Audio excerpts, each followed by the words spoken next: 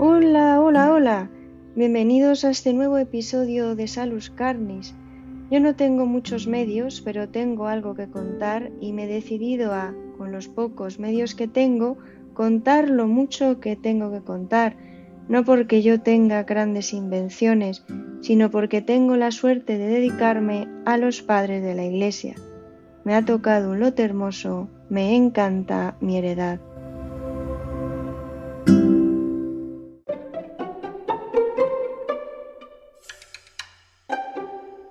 Y bien, aquí estamos un sábado más haciendo lección divina con sencillez de las lecturas, en este caso del tercer domingo del tiempo ordinario. La primera lectura es del libro de Nehemías, que así figura en la Biblia hebraica, así figura en nuestras Biblias. Y bueno, con este libro pues hay un lío a la hora de buscarlo. En la Septuaginta, en algunas, aparece primer libro de Esdras y segundo libro de Esdras. Nosotros hoy en día solo tenemos un libro de Esdras como canónico. Y entonces en la Septuaginta hay que tener en cuenta que el primer libro de Esdras es un apócrifo y el segundo libro de Esdras es un 2 en 1, es decir, en él está Esdras y el libro de Nehemías. Entonces, el texto correspondiente a la lectura del libro de Nehemías capítulo 8, que es la que nos propone la liturgia para este tercer domingo del tiempo ordinario, corresponde a segundo Esdras capítulo 18 en la Septuaginta. O sea que encontrar esto ha sido también muy entretenido. Entonces, la lectura dice: en aquellos días, el día primero del mes séptimo, el sacerdote Esdras trajo el libro de la ley ante la comunidad, ¿no? El libro de la ley, efectivamente, de la ley de Israel, ¿no? Ante la comunidad. Este hecho se sitúa después del edicto de Ciro del 538 a.C., cuando el pueblo de Israel puede volver a Jerusalén y van a reconstruir el templo, ¿no? Y en ello están, bueno, con varias, con líos con samaritanos que no quieren, etcétera. Bueno, el caso es que Esdras, este sacerdote, va a Jerusalén porque él estaba en otro sitio, y entonces va a Jerusalén con un decreto para instaurar la ley, por así decirlo resumidamente, en el pueblo, allí, ¿no? Entonces, a esto se refiere: trajo el libro de la ley ante la comunidad, pues de los creyentes que estaban allí, ¿no? En esta ciudad, hombres, mujeres y cuantos tenían uso de razón. Leyó el libro en la plaza que está delante de la puerta del agua, desde la mañana hasta el mediodía, o sea, bastante tiempo, ante los hombres, las mujeres y los que tenían uso de razón. Bueno, en griego no cambia mucho, por eso hoy pues no nos va a dar mucho juego, pero bueno, aquí los hombres, las mujeres y los que estaban con ellas, ¿no? Entonces, bueno, eso es más amplio. Todo el pueblo escuchaba con atención, que esto es muy bonito, ¿no? Ojalá nosotros escucháramos así con atención cuando leen la palabra de Dios, se proclama la palabra de Dios en la iglesia. Todo el pueblo escuchaba con atención la lectura del libro de la ley. El escriba Esdras se puso en pie sobre una tribuna de madera levantada para la ocasión. O sea que esta ocasión para el pueblo de Israel era una ocasión solemnísima. Esdras abrió el libro en presencia de todo el pueblo, de modo que toda la multitud podía verlo. Al abrirlo, el pueblo entero se puso de pie.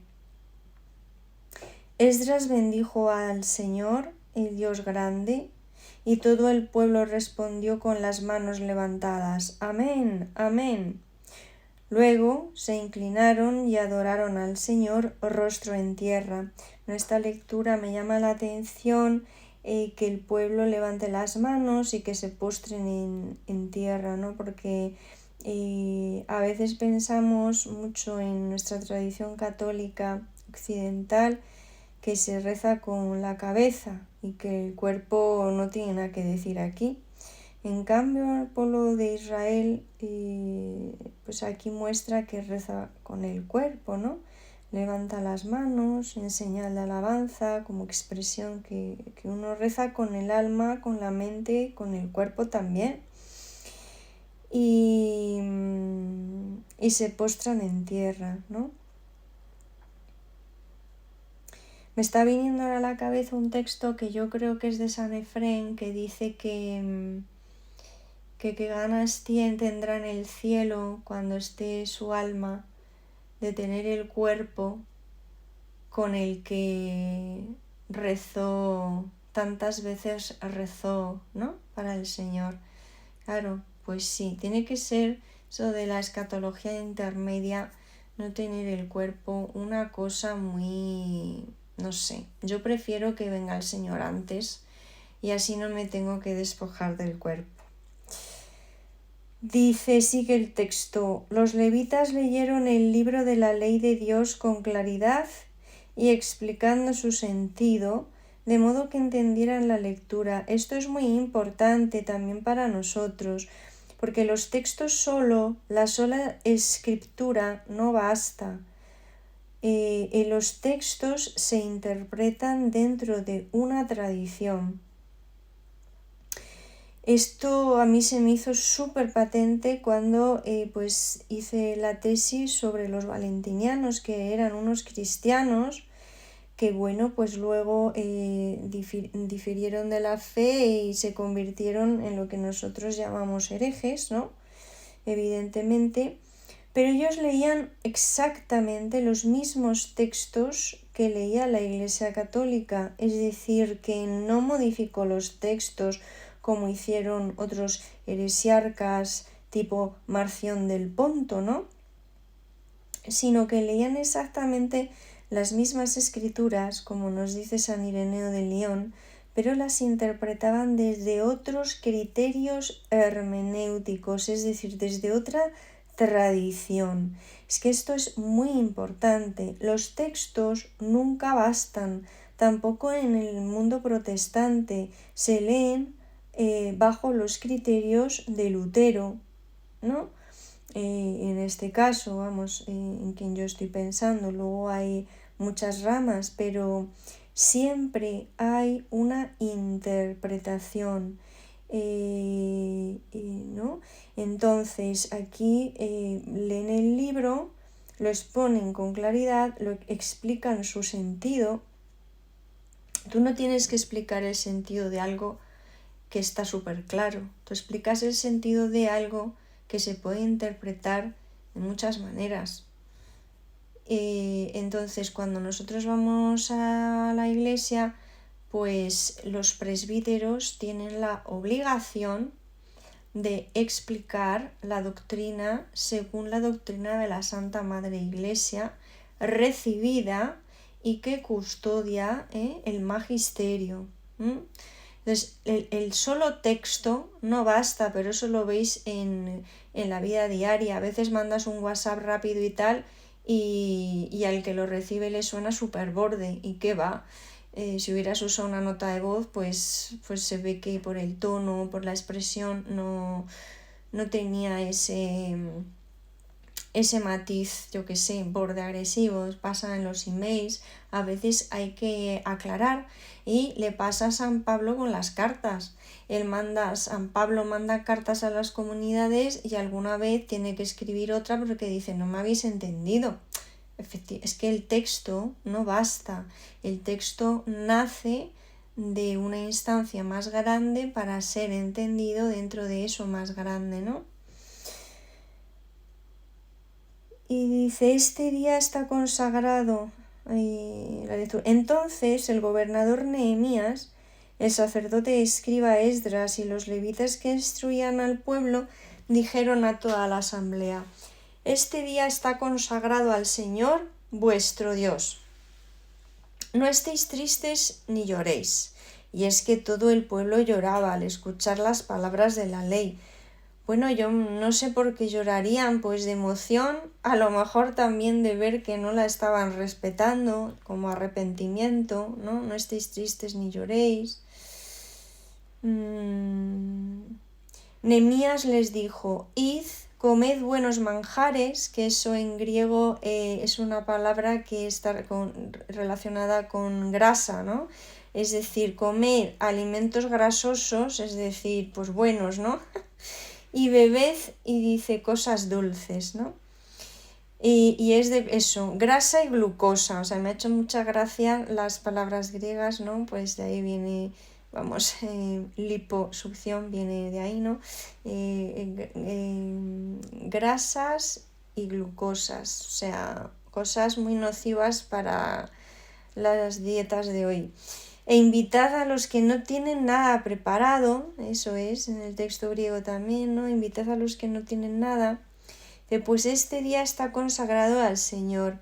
En griego dice Jotihagia estin gemera tokirio gemón, porque es santo el día para nuestro Señor. Este Kyrios en la Biblia griega corresponde a Dios Yahvé. Es santo el día para el Señor, ¿no? En este caso, este día, nosotros hablamos así del domingo, pero en realidad todos nuestros días son santos porque todos nuestros días son para el Señor. Y así han de vivirse, ¿no? En la santidad del Espíritu. Son santos porque Él ha hecho que el Espíritu invada todo. Todos son para el Señor. E invitad a los que no tienen nada preparado, pues este día está consagrado al Señor. Y repiten, no os pongáis tristes, el gozo del Señor es vuestra fortaleza, ¿no? Que esto a veces, bueno, cuando hay diácono o el cura al despedirse dice, no sé qué, el ánimo del Señor sea vuestra, no, el gozo del Señor sea vuestra fortaleza, ¿no? Y en griego, pues me ha parecido como entrañable, porque dice kaime diapesete joti estin isgis gimón, y no diapesete os caigáis a pedazos, porque se entiende el Señor, ¿no? Estin es isgis gimón, vuestro fuerte, vuestra fortaleza, ¿no? No os caigáis a pedazos porque el Señor es vuestra fuerza. O sea, a mí esto me llamaba la atención referido a la ley, y pensaba yo que esa ley que habían leído durante un montón de tiempo, ¿no? Desde la mañana a mediodía, podía desanimar, podía llevar al que lo escuchaba a caerse a pedazos, a derrumbarse, ¿no? En plan, es que yo no puedo. Pero esto cambia si esa ley se ve desde la fortaleza que es el Señor para nosotros. Nosotros no somos fuertes, el Señor es el fuerte, ¿no? Y entonces en el salmo que nos propone la liturgia, el Salmo 18, en la numeración de la liturgia, se nos propone la ley como vida. Tus palabras, Señor, son espíritu y vida. La ley del Señor es perfecta, descanso del alma. El precepto del Señor es fiel, instruye, o sea que es algo hermoso, bueno, deseable. Los mandatos del Señor son rectos, alegran el corazón. La norma del Señor es límpida y da luz a los ojos, ¿no? Te hace, en vez de caminar en tinieblas dándote tortas por la vida, te da luz, la ley de Dios, los preceptos del Señor, lo que Dios quiere, lo que Él ha ordenado, lo que leyeron en su día Esdras, ¿no? Y la comunidad escuchó que nos ha relatado el libro de Nehemías. Dice el temor del Señor es puro y eternamente estable. Los mandamientos del Señor son verdaderos y enteramente justos. Que te agraden las palabras de mi boca y llegue a tu presencia al meditar de mi corazón. Señor, roca mía, redentor mío, roca mía, fijaos qué bonito, ¿no? Como la fuerza donde anclarse, y redentor mío, pues uno que redime.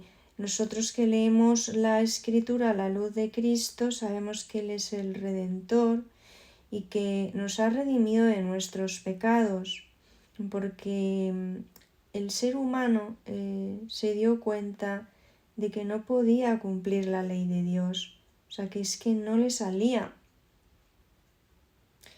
¿no? En general no le salía.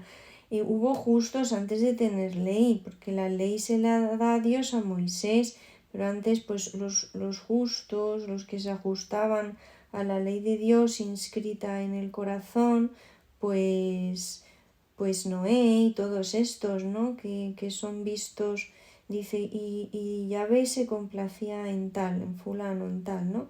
Pues porque se ajustaban pero es difícil ajustarse a la ley de Dios porque el hombre está tocado por el pecado original, inclinado al mal, comete pecados propios, ¿no?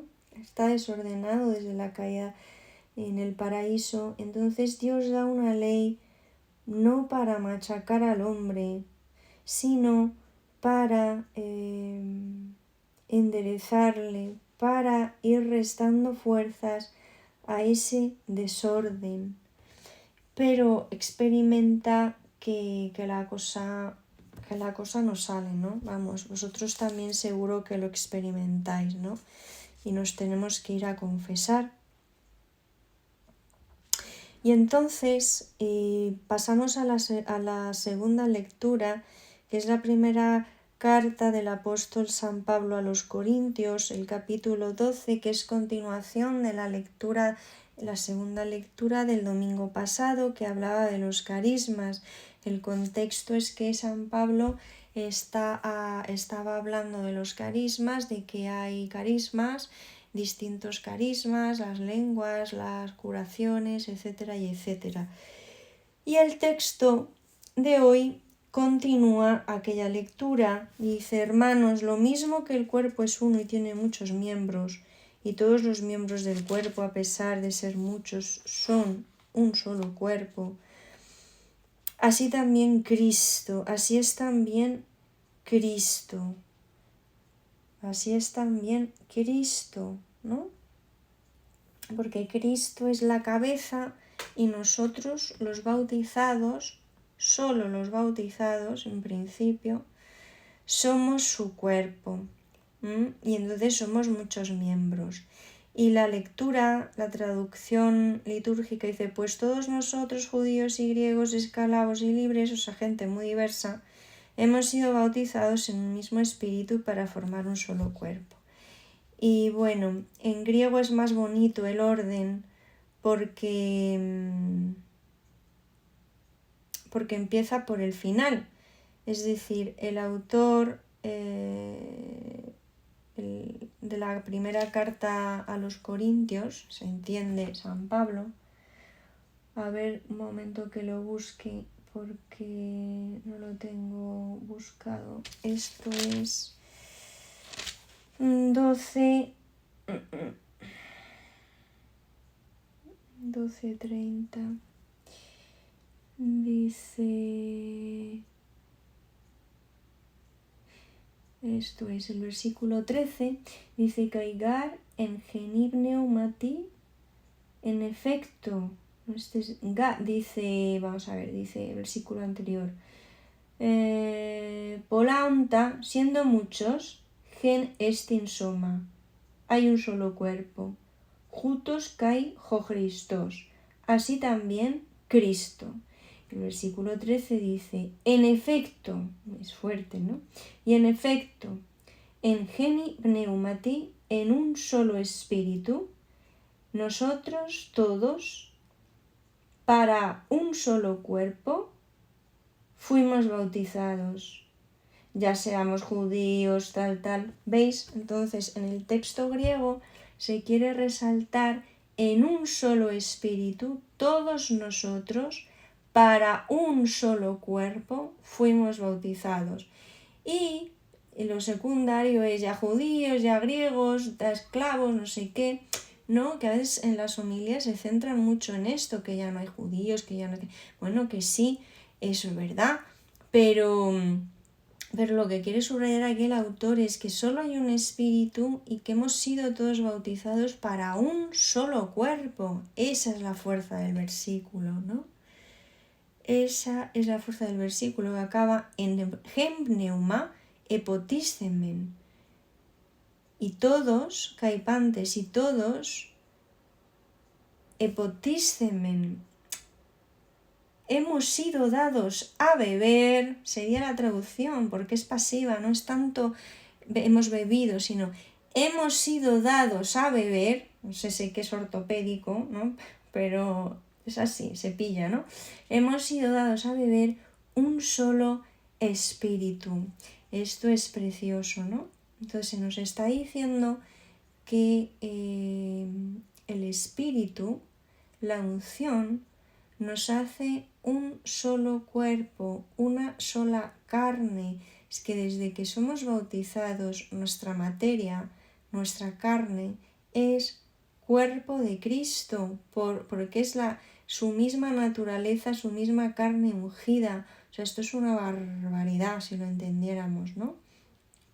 O sea, como esto que se dice de la mujer es el del marido y todo esto, a nivel eclesial, nosotros, todos los bautizados, si tuviéramos unas gafas especiales que eran colorines, todos veríamos nuestro cuerpo como del mismo color, ¿no? Imagínate, rosa, pues que la de Cristo, ¿no? Esto es porque es que somos su cuerpo, somos la carne ungida de Cristo. Esto es una barbaridad. Y dice, sigue la lectura, pues el cuerpo no lo forma un solo miembro, sino muchos. Y dice, si dijera el pie, puesto que no soy mano, no formo parte del cuerpo. Bueno, empieza a dar ejemplos de un miembro quejándose de que no es ojo y tal. Esto es porque en la comunidad de los corintios debía de haber ahí un lío con los carismas, ¿no? Mal vividos, es decir, pues que yo me creo más que tú, porque yo, fíjate, es que, vamos, resucito muertos y yo no tengo nada, y bueno, pues todas estas cosas de la pobreza humana que salen, las envidias, las rivalidades y el compararse, ¿no? Entonces, la lectura de esta viene a decir, pues que todos los miembros del cuerpo de Cristo tienen sus carismas y todos son para la edificación de ese cuerpo, para formar un solo cuerpo que es el de Cristo y edificarlo. Fijaos la importancia de conocer los carismas que uno tiene, discernirlos para servir el cuerpo de Dios con madurez. Y dice, pues en la Iglesia Dios puso en primer lugar a los apóstoles, en segundo lugar a los profetas, en tercero a los maestros, después los milagros, después el carisma de curaciones, la beneficencia, el gobierno, la diversidad de lenguas. Hace una gradación. Y dice, ¿acaso son todos apóstoles, todos profetas? Pues no, Pues cada uno tiene su carisma. Y en vez de andar reivindicando carismas ajenos, como si fueran un privilegio, pues pienso ahora en el sacerdocio, pues lo que hay que hacer es reconocer los carismas que a uno se le conceden y ya está. Si es que todos son necesarios. Y bueno, entonces el protagonista de la segunda lectura, o sea, en la primera el protagonista es un poco la ley, en esta segunda también en el Salmo, que la ley es buena. En esta segunda lectura el protagonismo lo tiene el cuerpo de Cristo y el bautismo, por el cual somos injertados y pasamos a formar parte del cuerpo de Cristo. Y llegamos al Evangelio, que es Lucas, que es un poquito del prólogo.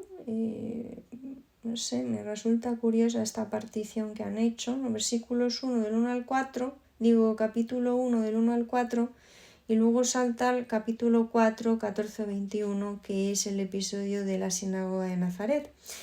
Entonces, en el prefacio en sí, en la introducción al libro de Lucas, que como sabéis es el autor del libro de Lucas, del Evangelio de Lucas y también de los Hechos de los Apóstoles, que dicen los estudiosos que forman como un díptico, un mismo díptico, ¿no?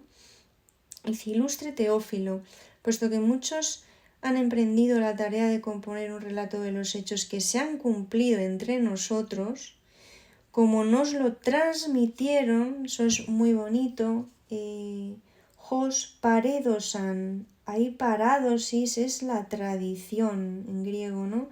Paradosis de didomi es dar, y para, pues que te pasan, ¿no? De uno a otro, es precioso. Transmitieron los que fueron desde el principio testigos oculares. ¡Qué maravilla! ¡Qué maravilla! Vieron tantas cosas, es que Dios se hizo carne, ¿sabes? Es que ellos vieron los poros de su piel, le olieron, o sea, veían cómo comía, sus rasgos, sus gestos. A mí es que esto me flipa, que el Verbo se ha hecho hombre, o sea, es que es muy fuerte. Y eligió testigos oculares, que vieran, que olieran, que tocaran. No eligió en primer lugar copistas, eligió gente que viera, porque la vida de Dios que nos venía a traer Jesús no se reduce a un libro. Es que es mucho más, es una vida, es una manera de ser, de comportarse, es que es ser. La vocación es ser santos, ser. Entonces es que es una pasada, ¿no? Y bueno, pues los testigos oculares y servidores de la palabra son los apóstoles, que por eso en la lectura de Pablo están puestos los primeros, carisma primero, los apóstoles, porque fueron elegidos no porque fueran mejores, ni si son un desastre, lo sabemos por los evangelios, no se enteran, en fin. Fueron elegidos pues por sus... pues porque Jesús consideró que o sea, por algo les cogió, tendrían sus cualidades y sus cosas, pero vamos, que no porque fueran la jet set, y los destinó, o sea, su apostolado, o sea, el ser apóstol era un carisma. ¿Y qué carisma es ser el apóstol? Pues el carisma del apóstol es transmitir con fidelidad lo que han visto y lo que han oído, como dirá San Juan, acerca del Verbo de la vida. Ese es su carisma. Y si lo hubieran traicionado diciendo cosas que no ha dicho, pues eso ya es malograr el carisma. Su carisma era estar con Jesús, convivir con él para poder transmitirlo, ¿no? Es muy bello, muy bello. Y luego servidores de la palabra, esto pues hay que tener en cuenta que por ahí también se habla en el Nuevo Testamento del ministerio de lector, y claro, hay que tener en cuenta que en este momento había que apurar el material porque era caro, y entonces se escribía en escripción continua, es decir, no se paraban las palabras. Eso empezó a pasar allá por el siglo XII-XIII, que el otro día, porque yo doy clases de paleografía griega, entonces la separación de las palabras tarda un rato en llegar. Escriben todo junto que cabe más en la piel de vaca, que cuesta mucho hacerla, ¿no? O en el pergamino, o en lo que sea, ¿no? Es como si te escribe una carmelita descalza, que vamos, aprovecha los márgenes hasta extremos insospechados. Bueno, pues hay que aprovechar. Entonces escribían todo junto y al principio en mayúsculas, hasta el siglo IX más o menos escribía en mayúsculas, salvo así documentos, pues eso, compra 3 vacas, pues escribías como en una cursiva así cutrecilla para ti, pero este tipo de libros escribían, o sea, de pergaminos, papiros, escribían en mayúsculas, en escripción continua. Entonces, claro, tú imagínate el que leyera el prólogo de Juan, que dependiendo de dónde pones un punto o una coma, estás diciendo una cosa u otra. Entonces, los apóstoles parece ser que tenían vinculados a la palabra, por eso elegirán diáconos, están vinculados a la palabra porque el que sale a leer, entonces el que salía a leer, tenía que saber dónde pausar, y eso ya es interpretación. Y entonces esa interpretación la dan los apóstoles. Esto se lee así y esto se lee así. Por eso servidores de la palabra. También yo he resuelto escribírtelos por su orden después de investigarlo todo diligentemente desde el principio, para que conozcas la solidez de las enseñanzas que has recibido. Y que has recibido en griego es de las enseñanzas, las cuales catejeces, has sido catequizado. Este es el verbo de catequizar, ¿no? O sea, Teófilo es uno que ha sido catequizado. Como se puede estar catequizado en el siglo I, porque estamos en el año 60, luego se desarrollará la institución del catecumenado, pero que los cristianos eran instruidos desde el principio es obvio. Y es muy bonito esto, ¿no? Las enseñanzas que has recibido, que has sido catequizado, y entonces pues ya estaba catequizado, había sido instruido tal Teófilo, para que conozcas la solidez. O sea, que es que en esto que te has instruido es sólido, sólido, sólido. Y empieza propiamente el episodio de Nazaret. En aquel tiempo Jesús volvió a Galilea con la fuerza del Espíritu, ¿no? Ente dynamei to pneumatos, con la fuerza del Espíritu, ¿no? En esa fuerza que hablábamos en la lección sobre el bautismo en el Jordán, que es esa fuerza del Altísimo que te cubrirá con su sombra de la Anunciación, esa dynamei, el poder del Espíritu. O sea, el Espíritu unge a Jesús en el Jordán, le llena de poder, empieza la taumaturgia, la predicación pública, milagros, bla, bla. Y entonces se va el Espíritu, sabemos que lo empuja al desierto, luego ya lo leeremos en Cuaresma. Y después viene esto, vuelve Jesús a Galilea con la fuerza del Espíritu, ¿no? Y su fama se extendió por toda la comarca, tú verás, enseñaba, hacía milagros, pues eso se extendió como la pólvora, ¿no? Porque desde el Jordán se inaugura su misión pública. Enseñaba en las sinagogas y todos lo alababan. Fue a Nazaret, de donde era él, ¿no? Donde se había criado. Fijaos, este hombre, pues Jesús, que se dedicaba, era un multiusos, o sea, no solo carpintero, sino alguien pues, que hacía muchos trabajos manuales. Tecton dicen, ¿no? Si no recuerdo yo mal. Y uno que hacía muchos trabajos manuales diversos, no solo la carpintería. Y entonces, claro, pues vamos, que le conocían de toda la vida en su pueblo. Y era Jesús, pues el hijo de José y de María. Y claro, entró en la sinagoga como era su costumbre, los sábados, porque Jesús era judío y entonces pues iba los sábados porque era un justo del pueblo de Israel. Y se puso en pie para hacer la lectura. Le entregaron el rollo del profeta Isaías, ¿no? En griego dice, le entregaron el libro, pero sabemos que es un rollo por el verbo, desenrollándolo. Eso aparece también en griego, por eso sabemos que se lo desenrolla.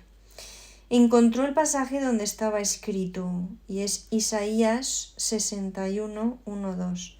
El Espíritu del Señor está sobre mí, porque Él me ha ungido, me ha enviado a evangelizar a los pobres. Bueno, el Espíritu del Señor está sobre mí porque Él me ha ungido, pues claro, es lo que le acaba de pasar hace ya un mes, porque ha estado en el desierto también, ¿no? 40 días sin comer, pero vamos, que le acaba de pasar. Acaba de ser ungido en el Jordán, me ha ungido el Espíritu y me ha enviado a evangelizar. Ahora la misión, evangelizar a los pobres, a proclamar a los cautivos la libertad, a los ciegos la vista, a poner en libertad a los oprimidos, a proclamar el año de gracia del Señor, ¿no? Esto es la profecía de Isaías que se aplica al Mesías, que en hebreo significa ungido, ¿no? Entonces, los de la sinagoga de Nazaret con esta lectura saben que esta lectura está hablando del Mesías, que es ungido. Y dice el texto, y enrollando el rollo y devolviéndolo al que lo ayudaba, se sentó. Toda la sinagoga tenía los ojos clavados en él, expectación máxima en el paisano del pueblo Jesús, ¿no? Es como si tú entras en tu pueblo pequeño y te mira todo el mundo. Y él comenzó a decirles, hoy se ha cumplido esta escritura que acabáis de oír. Claro, que entienda la gente, pues que el Mesías está aquí. No, esto sale muy bien, muy bien hecho en la serie de Chosen. Muy bien. Si os interesa, buscad este capítulo, que no sé en qué temporada está, quizá en la 4, que es donde las cosas se van poniendo feas, o en la 3. Y allí lo veréis, está súper bien hecho, ¿no? Y entonces Jesús está diciendo públicamente que Él es el Mesías, el Cristo, el ungido, porque ha sido bautizado en el río Jordán. Bueno, ¿y a mí esto qué, no? La lectura de Nehemías sobre la ley, el salmo de que la ley es buena, el bautismo, el Espíritu, solo cuerpo de Corintios, y ahora el Evangelio según San Lucas. Bueno, pues lo que conecta todas las lecturas es el Espíritu Santo, porque el Espíritu Santo es el que viene a que tú puedas cumplir la ley de Dios. Cuando Jesús viene, pues se ve en su diálogo con los fariseos, los escribas y todo, pues que habían interpretado una ley que se les dio buena para seguir los caminos de Dios, de su justicia, de la santidad. La habían interpretado y habían desarrollado un montón de preceptos y cosas pues que eran humanas y habían interpretado mal. Entonces Jesús no viene a abolir la ley, sino a darle cumplimiento. Claro, las cosas que se habían ahí añadiendo, interpretaciones extrañas, pues eso Jesús se lo carga. Entonces Jesús viene a dar la ley en los corazones, como dicen los profetas, ¿no? A derramar el Espíritu en los corazones, que es nuestro fuerte. Esto que decía la primera lectura de Nehemías, no os caigáis a trozos, no os desaniméis, no os caigáis a trozos, porque Dios, o sea, el Espíritu, que también es Dios, tercera persona de la Santísima Trinidad, es vuestro fuerte, es el poderoso, el que te llena de esa dinamis, de esa de ese poder que pudo engendrar al Verbo en el seno de María, y que hace que la ley, que cuando uno no conoce a Cristo, las normas morales de la Iglesia son una castaña pilonga. Y luego incluso cuando se tiene el Espíritu, cuesta entenderlas muchas veces, ¿no? Si uno tiene actitud filial y se fía, las va comprendiendo, y a medida que uno vive de este Espíritu que se nos da por vías normales, por medio del bautismo, que trae esa fuerza, uno va experimentando que aquello que antes no le salía, no solo le sale, sino que es que lo ama, lo quiere, nunca ha estado mejor que viviendo la ley de Dios, sus mandamientos. O sea, ahí encuentra vida, se le abren los ojos, es así. Pero sin el Espíritu, la ley mata, espachurra, te caes a trozos, y eso no hay quien lo levante. Entonces, el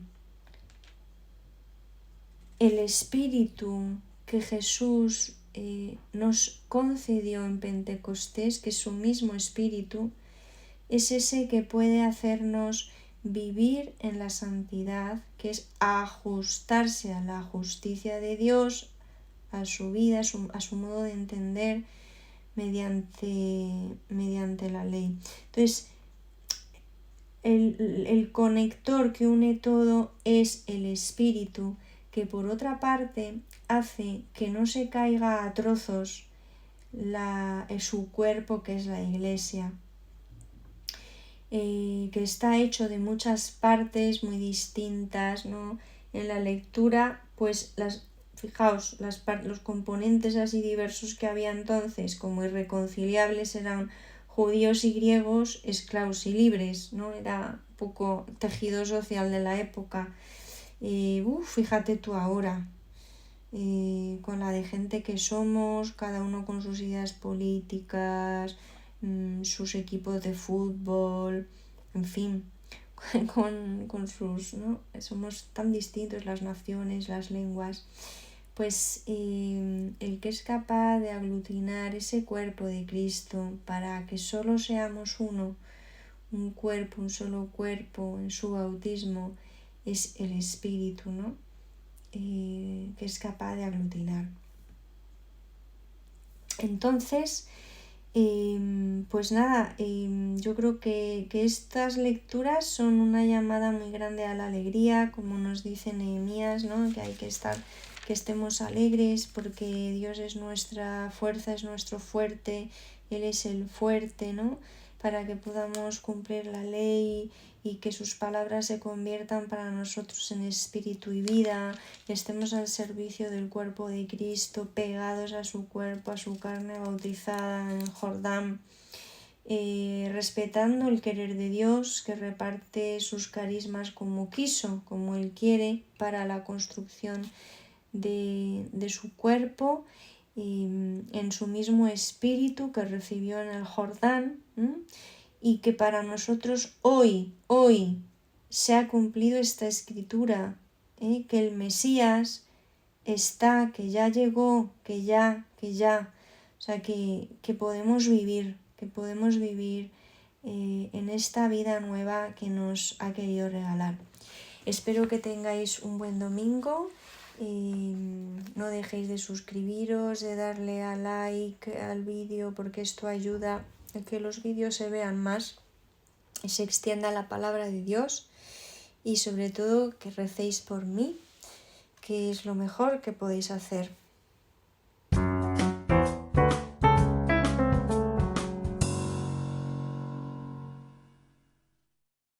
Oh, thank you.